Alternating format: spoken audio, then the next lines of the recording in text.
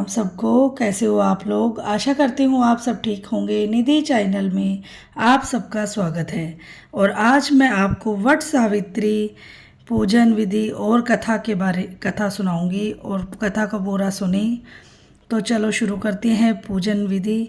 ज्येष्ठ कृष्ण अमावस्या को यह व्रत मनाया जाता है। इस दिन सत्यवान सावित्री की यमराज सहित पूजा की जाती है। तत्पश्चात फल का भक्षण करना चाहिए। यह व्रत करने वाली स्त्रियों का सुहाग अचल होता है। सावित्री ने इसी व्रत के प्रभाव से अपने मृतक पति सत्यवान को धर्मराज से भी जीत लिया था। सुवर्ण या मिट्टी से सावित्री सत्यवान तथा भैंसे पर सवार यमराज की प्रतिमा बनाकर धूप, चंदन, फल, रोली, केसर से पूजन करना चाहिए तथा सावित्री सत्यवान की कथा सुननी चाहिए। और कथा प्रारंभ करते हैं। भद्र देश के राजा अश्वपति की पुत्री रूप में सर्वगुण संपन्न सावित्री का जन्म हुआ। राजकन्या ने धूमसेन के पुत्र सत्यवान की कीर्ति सुनकर उन्हें पति रूप में वरण कर लिया। इधर यह बात जब ऋषिराज नारद जी को ज्ञात हुई तो वे अश्वपति से जाकर कहने लगे, आपकी कन्या ने वर खोजने में निसंदेह भारी भूल की है। सत्यवान गुणवान तथा धर्मात्मा भी है, परंतु वह अल्पायु है और 1 वर्ष के बाद ही उसकी मृत्यु हो जाएगी। नारद जी की यह बात सुनते ही राजा अश्वपति का चेहरा विवर्ण हो गया।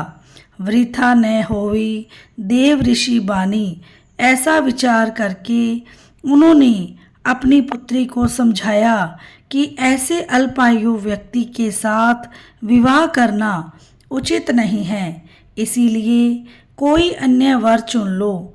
इस पर सावित्री बोली, पिताजी, आर्य कन्याएं अपना पति एक बार ही वरण करती हैं। राजा एक बार ही आज्ञा देता है, पंडित एक बार ही प्रतिज्ञा करते हैं तथा कन्यादान भी एक ही बार किया जाता है। अब चाहे जो हो, मैं सत्यवान को ही वर रूप में स्वीकार करूंगी। सावित्री ने नारद जी से सत्यवान की मृत्यु का समय मालूम कर लिया था। अंतो गत्वा उन दोनों का पाणी ग्रहण संस्कार में बांधा गया। वह ससुराल पहुंचते ही सास ससुर की सेवा में रत रहने लगी।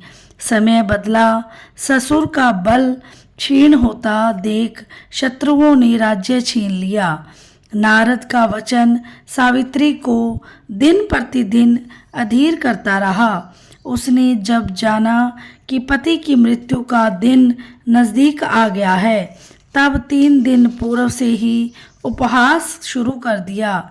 नारद द्वारा कथित निश्चित तिथि पर पितरों का पूजन किया। नित्य की भांति उस दिन भी सत्यवान अपने समय की पर लकड़ी काटने के लिए जब चला तो सावित्री भी सास ससुर की आज्ञा से चलने को तैयार हो गई।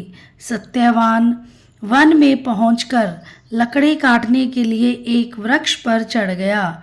वृक्ष पर चढ़ते ही सत्यवान के सिर में असहनीय पीड़ा होने लगी।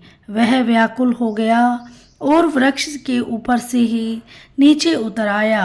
सावित्री अपना भविष्य समझ गई तथा अपने जंघे पर सत्यवान को लिटा लिया। उसी समय दक्षिण दिशा से अत्यंत प्रभावशाली मेषारूढ़ यमराज को आते देखा।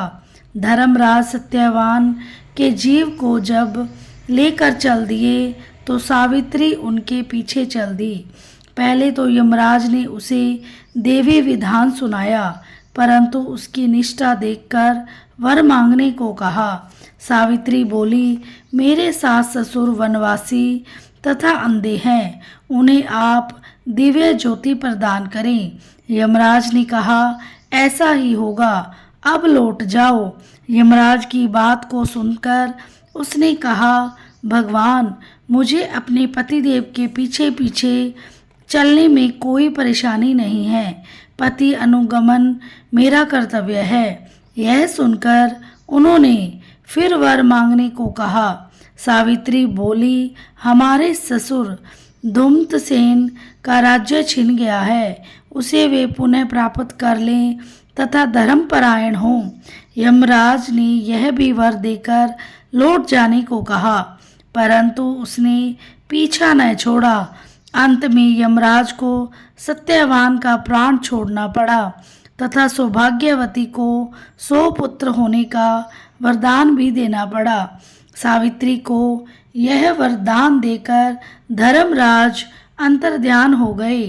इस प्रकार सावित्री उस वट वृक्ष के नीचे आई जहाँ पति का मृत शरीर पड़ा था। ईश्वर की अनुकंपा से उसके पति में जीवन संचार हुआ तथा सत्यवान उठकर बैठ गया। दोनों हर्ष से प्रेमालिंगन करके राजधानी की ओर गए तथा माता पिता को भी दिव्य ज्योति वाला पाया। इस प्रकार सावित्री सत्यवान चिरकाल तक राज्य सुख भोगते रहे। यह व्रत सुहागिन स्त्रियों को करना चाहिए। जैसे यमराज ने सावित्री के पति के प्राण वापस दिए, वैसे ही सबकी सुहाग की रक्षा करना। बोलो धर्मराज भगवान की जय हो, सावित्री सत्यवान की जय हो। वीडियो को लाइक, चैनल को सब्सक्राइब करना ना भूलें और बेल आइकन को ज़रूर प्रेस करें ताकि मेरी वीडियो की नोटिफिकेशन आपके पास पहुंच जाए। मिलते हैं नेक्स्ट वीडियो में। राधे राधे।